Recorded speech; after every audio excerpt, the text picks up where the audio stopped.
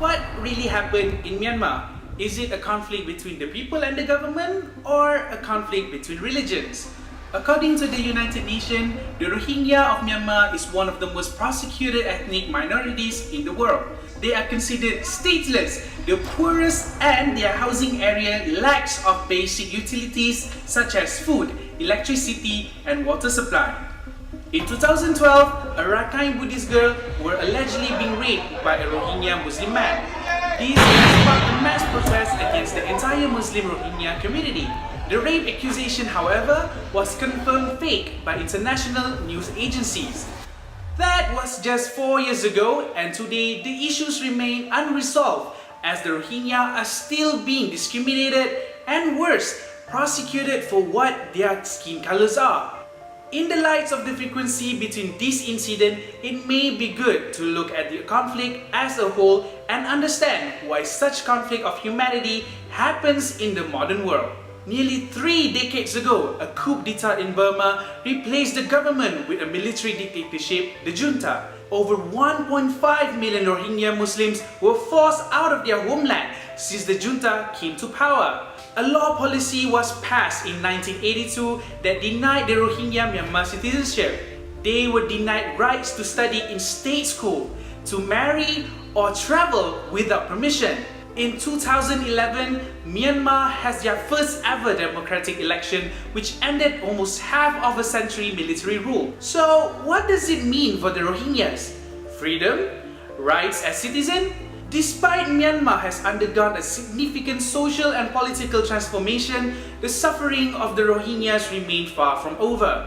What is even more alarming is the rise of Buddhist nationalists that has made the situation even worse, with what the Human Rights Watch has described as ethnic cleansing against the minority Muslim in Myanmar. Over the past 2 years, the Rohingya was actively under attack by the Buddhist nationalists that chased away over 140,000 of Muslim Rohingya into refuge. This was Myanmar's worst bloodshed ever recorded.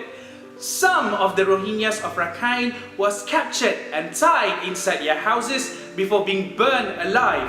Thousands have died in various other massacres, slaughtered or even drowned to death by the Buddhist nationalists or the armed forces. Fearful for their lives, hundreds of thousands Rohingyas had no choice but to flee to the neighboring countries through sea and land routes. The genocide facing the ethnic minority Rohingya has also become a challenge for Myanmar's National Nobel Peace Prize winner and a devout Buddhist, Aung San Suu Kyi, in which many perceive as the unifying moral force during half a century of military rule. But this is what she said when asked about the Rohingya. Muslims have been targeted, but also Buddhists have been subjected to violence.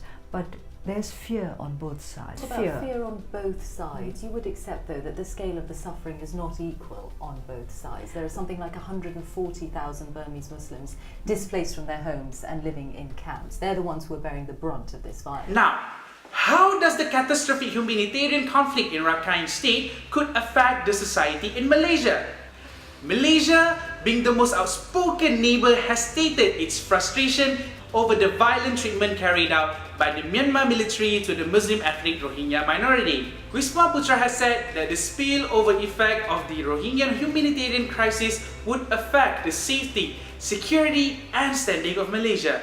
Now that you know a bit more about Rohingya situation, could this prolonged religious conflict in the eastern Myanmar eventually turn into another Middle East?